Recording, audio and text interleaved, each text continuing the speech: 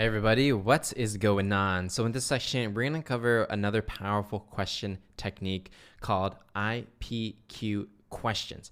Now, these are going to be questions that are going to allow you to really build rapport with a prospect and really get them to trust you and also sound very intelligent in doing it. Now, the thing is, most people, when they ask questions, and we showed you a lot of different question techniques to use. Now, a lot of times people are going to ask questions without really having or providing any context or earning the right to ask a question.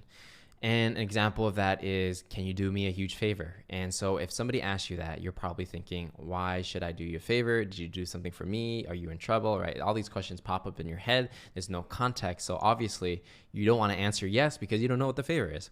And another question is, how much money do you make? Why should someone if somebody asks you that, why should you tell them how much money you make, right? It's none of their business. Another one is, let's say you're dating somebody and they say, hey, can I move in with you?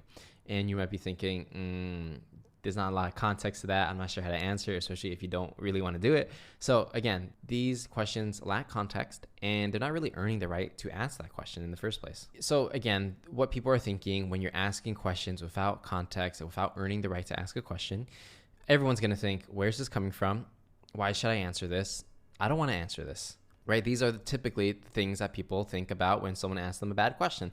And so what we're going to do is we're going to show you a way you can earn the right to ask a question using the IPQ formula.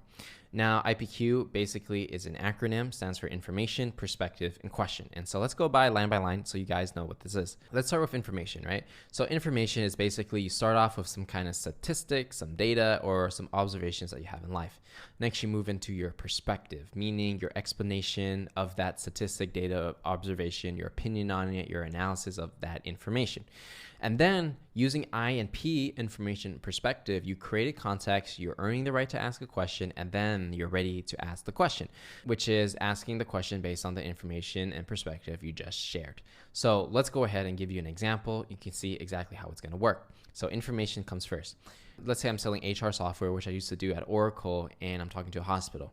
I could start off with, now most hospitals are a little slow when it comes to updating their recruiting software. Sometimes, even though they have hundreds or even thousands of applications per month, they still do them manually. I was curious to know how your team was handling recruiting right now. So as you can see here, I'm earning the right to ask a question, right? And I'm providing a lot of context. If had I just asked the question, how are you handling your recruiting right now? They may tell you and it may work, but they may feel a little uncomfortable with telling you so much information, right? Because that's all internal stuff. So if you ask it with the information and perspective, it makes it like very obvious for the other person just to answer you naturally and really tell you all the information you need to know to determine whether or not it's a good fit to work with each other. Okay, let's go into another example of this. So let's say you want to move into with your significant other and you say, we've been dating for about half a year now. So far, it's been amazing. I love spending time with you. And from what I can tell, you enjoy spending time with me too. Now, this might seem a little early, but what do you think about moving in together?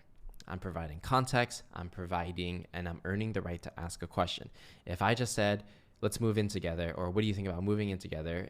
A common response is, I don't know, right? But when you put it this way, then your questions are a lot more high quality because they feel a lot more warmer to it, right? You soften it up and they will answer you more truthfully versus if you just come in really hard with a tough question. Now, let's go ahead and give you another example of this. Let's assume someone is really angry at you for not paying them back money that you borrowed them, right? So you borrowed money, you didn't give it back for whatever reason, and they're coming at you really hot. And how do you get yourself out of this situation?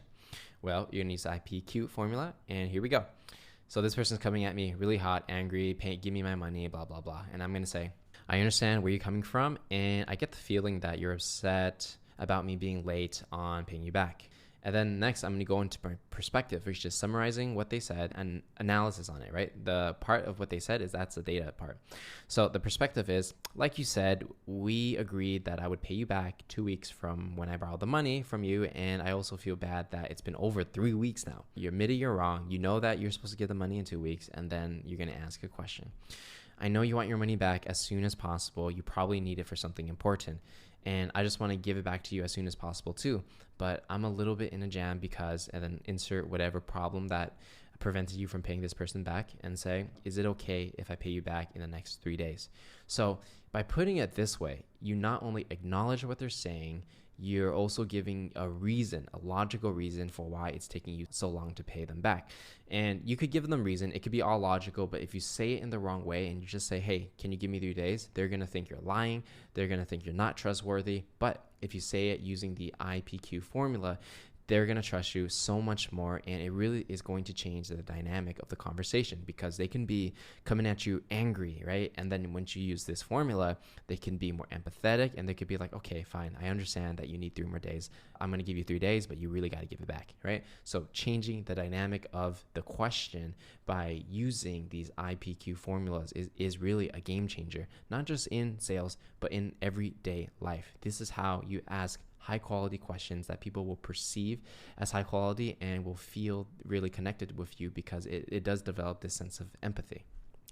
So with that said, that's everything we got to cover when it comes to these IPQ questions. Again, use them in your sales cycle, use them in your regular life. I promise you that this is a very powerful tool that can change the dynamic and emotions of any conversation. So with that said, I'm going to see you guys in the next lesson.